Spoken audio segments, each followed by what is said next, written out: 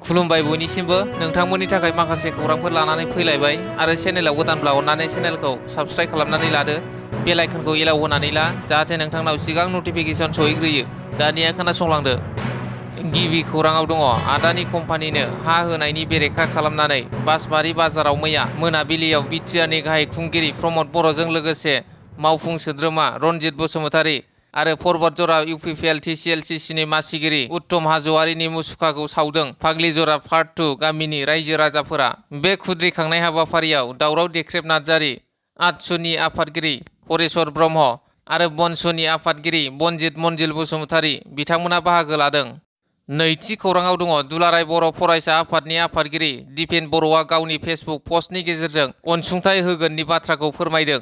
बर' गोजोन गोरोबथा 2020 खौ बिथा खालामनानै सागानगिरि आफादफोरनि खावलायनायाव बिटिआर सरकारनि गेजेरजों दिनै बड'लेण्ड मुंख्लं सानाव एबसुनि सोमावसारनायाव मुंख्लं जानाय सा 333 आरो बिएलटि सोमावसारनायाव मुंख्लं जानाय 91 नखरनो राङारि अनसुंथाइखौ गथायगोन। आसा खालामो थाबावनाय नखरफोरा गोख्रैनो फारि फारियै मोनजोबनो हागोन।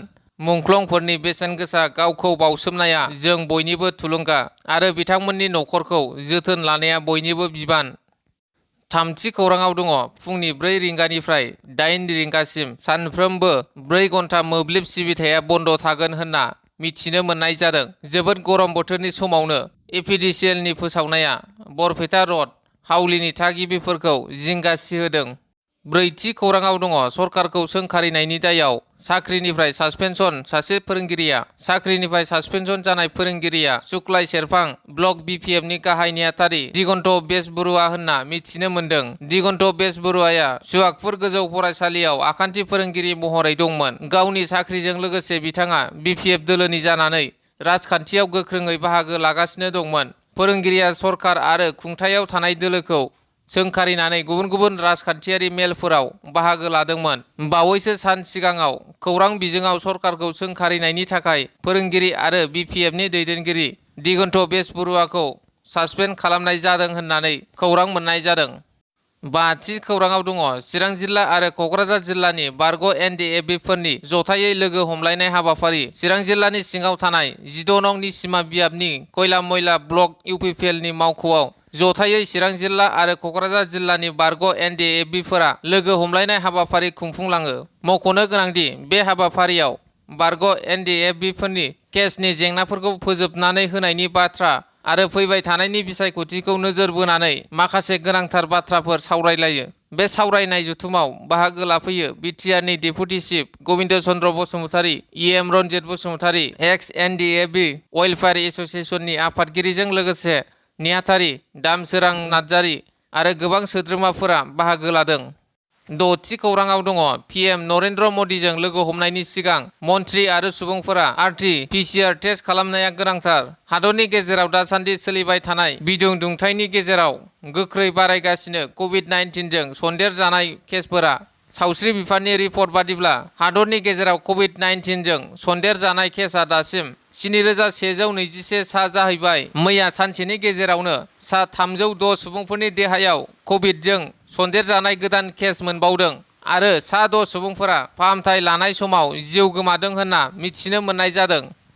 स्निथि खौराङाव दङ चिरां जिल्ला रुनिखाता फरेस्ट रेन्ज आरो सान्थिपुर आउटपस्टनि सिङाव थानाय अदालगुरि ओनसोलनि 2 नं सैथुपुर गामिनि थागिबि चेयारमेन मुसाहारिया गावनि न' गुदियाव दैखर खुरनो थाखाय हाखर जावबाय थानाय समावनो हा गिसिखानायजों होसिनजानानै थांनाय 9 जुन एबा समबारखालिनिफ्राय दिनैसिम गोथै देहाखौ बोखांनो हानाय जायाखै। मख'नो गोनांदि दैखरखौ नखरसेयैनो जावनो नाजानाय समावनो हरखाबै हाब्रांनि हा गिसिखानानै बे गिख्रंथाव जाथाया सोमजियो। जाथायखौ खौरां मोननानै रुनिखाता पुलिस थानानि असिआ गावनि हान्जाखौ लाना जाथाय थिलियाव दावबायो आरो एसडिआरएफनि मददजों दैखराव होसिनजाना थानाय देहाखौ बोखांनो थिरांथा लायो। 14 नं चिरां दुवार ब्लक कमिटिनि आफादगिरि बिरदाव मोसाहारि बिथाङाबो जाथाय जानाय जायगायाव सौहैयो आरो नखरनिसिम गोथौ दुखु मोननाय फोरमायो।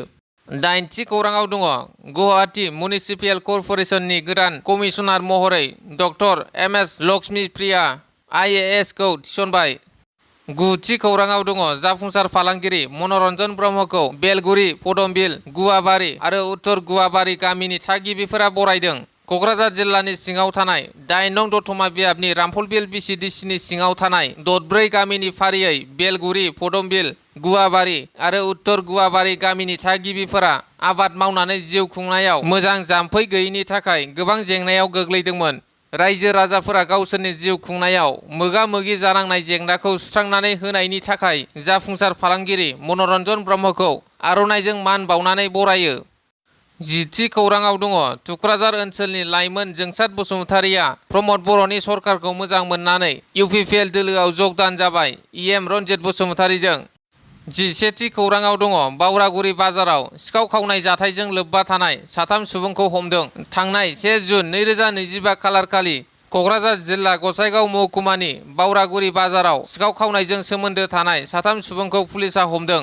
हमजानाय 3 सुबुंनि मुङा फारियै 27 बोसोर बैसोनि राकेश चौधुरी, बिथांखौ राहुल होननानैबो मिथियो, आरो 27 बोसोर बैसोनि महिबुल हक चौधुरी आरो 21 बोसोर बैसोनि शरीफुल इस्लाम होनना मिथिनो मोन्दों। आरो हमजानाय 3बो सुबुङा थेंगनाबिथा गामिनि थागिबि होनना मिथिनो मोननाय जादों। 12थि खौराङाव दङ। गुबुन रायजोआव आरोबाव सासे असमिया लाइमोन सिख्लानि जिउ खहा। नाजिरानि 22 बोसोर बैसोनि शिबाली काश्यपआ आहमदाबादाव सोमोनांथावै रुंसारि जादों। बिल्डिंनि सानिफ्राय गोग्लैनानै रुंसारि जादों होननानै फोरमायदों बयफ्रेन्ड सौरभ पुराहितआ। 13थि खौराङाव दङ। तामुलपुराव मैदेरनि उदखाराव सासे सुबुंनि जिउ खहा आरो 2आ गोब्राब जोखोम। तामुलपुर जिल्लानि भारत-भुटान सिमानि दारांगा मेला आउटपस्टनि सिङाव थानाय 1 नं फाहारपुर गामियाव फुंनि समाव आबाद फोथाराव हाल एवनो थांनायाव हाग्रानि मैदेर गाग्लोबनायाव सासे सुबुंनि जिउ खहा आरो 2आ गोब्राब जोखोम जायो। जिउ खहा जानाय सुबुङा 1 नं फाहारपुर गामिनि 52 बोसोर बैसोनि बिरसा मुन्डा होनना मिथिनो मोन्दों। 14थि खौराङाव दङ। BTCनि सोलोंथाइ बिफाननि सायाव फरा बिजाबनि जाख्ल'नायनि अजदखौ बोखारनायनि आयेनारि नटिस फोसावबाय। थांनाय माखासे सान सिगां बड'लेण्ड मुलुगसोलोंसालिनि सिङाव थानाय गं 33 फरायसालिमानि थाखाय बिजाब बायनायनि मुङाव BTCनि सोलोंथाइ बिफाना 4 कौटि रांनि केलेंकारिजों लोब्बा दं होनना गोदान दिल्लीयाव थानाय LAL एन्ड एस'सिएट आफादा आयेन बेरेखा नटिस फोसावनायनि उनाव आफादा बावैसो सिगां आयेन बेरेखा नटिसखौ बोखारना लाफिननायनि आयेनारि नटिस फोसावफिनबाय।